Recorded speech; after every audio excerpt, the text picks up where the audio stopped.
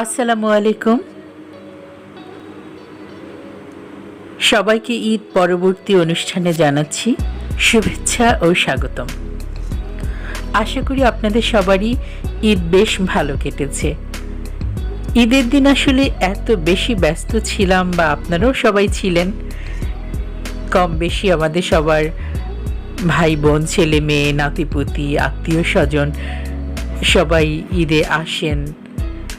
ঈদে আমরা আত্মীয় স্বজন সবার কাছে যাই, আর সব কিছু মিলিয়ে খাওয়া দাওয়া, আতিথেয়তা সব কিছু নিয়ে আমাদের এত বেশি ব্যস্ত থাকতে হয়। দুই ঈদই আসলে আমাদের অনেক ব্যস্ততায় চলে যায়। তো আমিও তেমনি ঈদের দিন আসলে এত বেশি ব্যস্ত ছিলাম যে ঈদের দিন কোনো ভিডিও আপলোড করা হয়নি আপনাদের কারোর সাথে। আমার ঈদ শুভেচ্ছা বিনিময় সেভাবে করা হয়নি। ভেবেছিলাম ঈদে আমি একটি লাইভ করব, সেরকম লাইভ করার সময় আমার হয়নি। ভেবেছিলাম আসলেই যে এই সময়টাতে অন্তত আপনাদের সাথে একটু পরিচিত হব, গল্প করব, কিন্তু কিছুতেই সময় মিলাতে পারছিলাম না। ঈদের দিন নিজের ঘরে ছেলে মেয়ে নাতিপুতি এসছিল, জামাই, বিয়াইনরা, ভাই বোনরা সবাই এসছিল।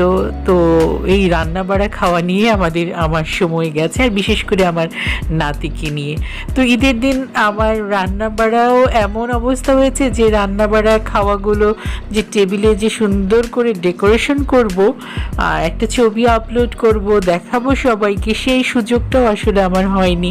সুন্দর করে ছবি পরিবেশনের সুযোগ আমি একদমই পাইনি। তারপরও একটু একটু যে রান্নার ভিডিও করেছি বা টেবিলে একটু একটু যখন সার্ভ করেছি, রেখেছি খাবারগুলো, তার কিছু অংশ আমি ছবি তুলে রেখেছিলাম বলে সেটুকুন মিলিয়ে একটি ভিডিও তৈরি করে আমার ঈদ কেমন গেল তা আপনাদেরকে জানাচ্ছি। আমার কিছু খাবার দেখতে পাচ্ছেন। তো এই যে এই খাবারটি আমার ছেলে মেয়ে খুবই পছন্দ করে, আমার মেয়ের জামাতাও খুবই পছন্দ করে। এটি লাজানিয়া। এই লাজানিয়া শীট সাধারণত আমি বাসায় তৈরি করি, কিন্তু এবার কি হলো, ঈদের চাঁদ রাত পর্যন্ত আমি মিরপুরে থাকি, নানান জায়গা খুঁজলাম। ডিপার্টমেন্টাল স্টোরে, বিশেষ করে গুলশানের ডিপার্টমেন্টাল স্টোরে তো পাওয়াই যায়, আগোড়ায় পাওয়া যায়, কিন্তু এবার কেন জানি প্রিন্স, স্বপ্ন, বড় বড় শপিং মলে মানে ডিপার্টমেন্টাল শপে পেলামই না। অনেক করে একটাই মাত্র পেলাম আগোড়াতে। তো যাই হোক, ভাগ্যিস আমি সিটটা পেয়েছি বলে লাজানিয়াটা আমি করতে পেরেছি। তো লাজানিয়া কিভাবে করে আমি ডেসক্রিপশন বক্সে লিঙ্ক দিয়ে দিব, কেননা এর আগে আমি একটি ভিডিও তৈরি করেছিলাম, সেটির লিঙ্ক দিয়ে দিব। তো আজকে সব মিলে একটু ভিডিও করছি বলে পুরো রান্নাগুলো দেখাতে পারছি না। ঈদের দিন সন্ধ্যায় আমার বিয়াইন, ছেলে, বৌমা, জামাই সবাই মিলে, আমার হাজব্যান্ড, আমরা সবাই মিলে একটু খাবার খাচ্ছি, সেটুকুনের অংশ দেখালাম। এরপরে ডিনারের কিছু অংশ, একটা খাবার তৈরি হচ্ছে, একটু টেবিলে এনে রাখছি। এই তো মূলত চিকেন, বিফ, ভেজিটেবল যে খাবারগুলো হয় সচরাচর তাই রেখেছিলাম। এছাড়াও মাছ ছিল, সবজি ছিল ঈদের পর দিন, কারণ ঈদের দিন সবাই রিচ ফুড খেতে খেতে এমন বিরক্ত হয়ে পড়েছে। সবার বাসায় তো আসলে রিচ ফুড খাওয়া হয়। ঈদের পর দিন সবাই টায়ার্ড ছিল বলে মাছ সবজিও রাখা হয়েছিল। মানে 3 দিন জুড়েই তো আসলে ঈদের খাওয়া দাওয়া এগুলো চলছিল। ঈদ পুনর্মিলনী যেটা বলি, কারণ ঈদের দিন তো ঈদ ডে হয়ে যায়, তার 2 দিন তো আমাদের ঈদের পরবর্তী ধাপ চলে। তো আমার নেইবার হচ্ছেন আমার রিলেটিভ, আমার নানু, মানে আমার মায়ের খালা, তার বাসায়ও গিয়েছিলাম। তো সব মিলিয়ে ওখানেই শুধু আমার যাওয়াটা হয়েছে, এছাড়া আমার আর বেড়ানোর সুযোগ হয়নি। তো সে বাসায় অনেক আত্মীয় স্বজনের সাথে আমার দেখা হলো, নিজের বাসার, সে বাসার, এইসব মিলিয়েই আত্মীয় স্বজন। আবার আমার বিল্ডিং মেটরা এসেছিল, তাদের সাথেও মানে কুশল বিনিময় হলো। তো এইভাবেই এইসব মেহমানদারি করে আসলে আমার দিন গেল। 3 দিন এভাবেই পার হলো।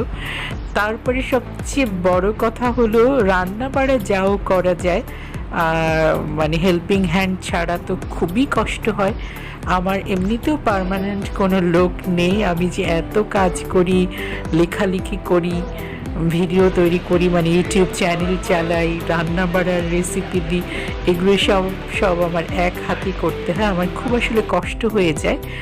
তো পার্ট টাইম কাজ করার একজন মহিলা আছেন, কিছু কাজ গুছিয়ে দিয়ে যান, কিন্তু তিনি এই ঈদের সময়টাতে আমার ভাগ্যই খারাপ, সব সময় ঈদ কোরবানিতে হেল্পিং হ্যান্ড ছুটি নিয়ে চলে যায়, একা একা তখন কাজ করতে হয়। সেই ঘর মানে বুয়ার কাজ যেগুলো বলে, ক্লিনিং, সুইপিং সব একসাথে, থালাবাটি ধোয়া, ঘর মোছা, ঝাড় দেওয়া, তখন আসলে বুঝি কাজের মানুষ ছাড়া চলা কতটা কষ্টের, বা এনরা কতটা আমাদেরকে সহযোগিতা করেন।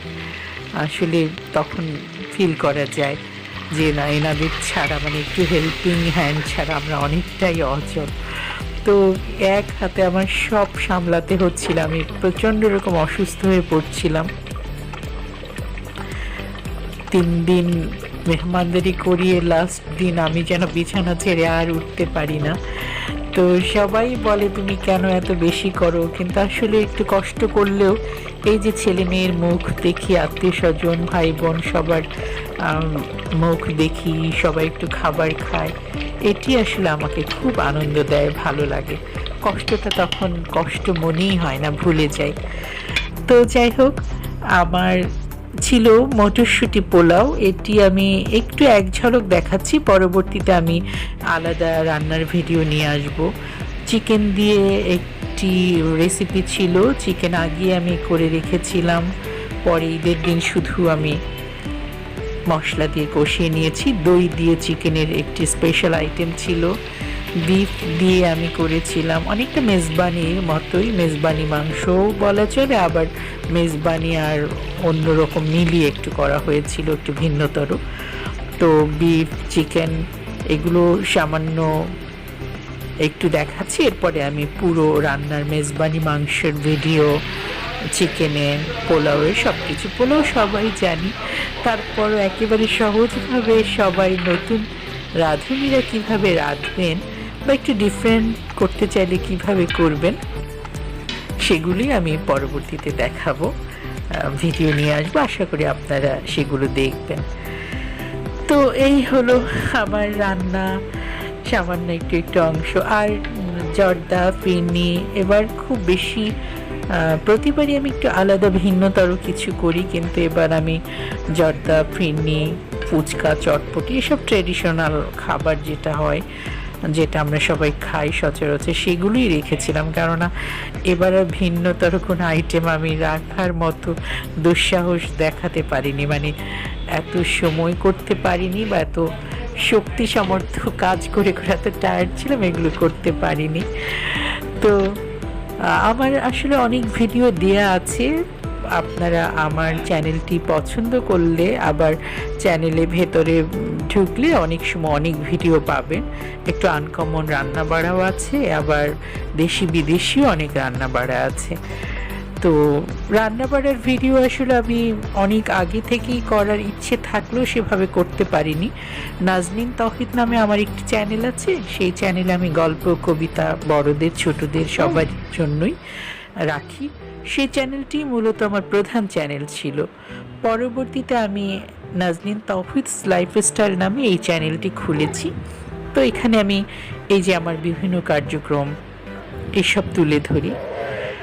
তো আশা করি আপনারা আমার প্রতিটি ভিডিও দেখেন এবং দেখবেন এবং আমাকে সাপোর্ট করবেন। সাপোর্ট অর্থাৎ আমি বলতে চাচ্ছি, আপনাদের ভালো লাগলে আমাকে জানাবেন, তাহলে আমি আরও বেশি বেশি ভিডিও আপনাদের জন্য তৈরি করব, নিয়ে আসব, ভিন্নতা আনার চেষ্টা করব।